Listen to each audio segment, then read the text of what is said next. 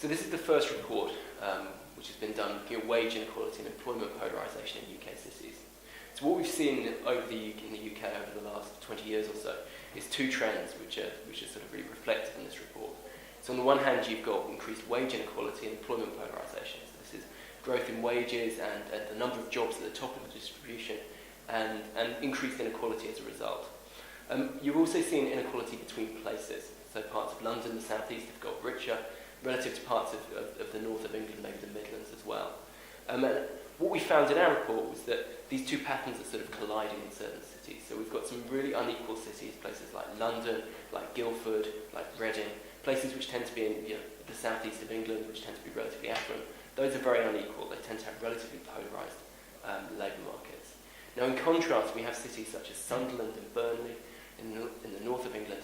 Now, these places tend to have relatively weak economies, and they also tend to be relatively equal, so they have low levels of wage inequality.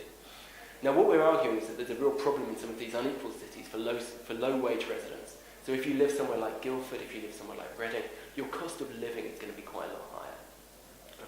And that's fine if you're a rich knowledge worker working in a high-tech company, but it's not so good if you're just working behind a bar or you're doing sort of a basic job in a hospital. So what we're arguing in this report is that cities need to really focus on the welfare of people at the bottom of the wage distribution. And one of the things they can do in these unequal cities is focus on cost of living and trying to reduce cost of living, which will make these people essentially have a better quality of life.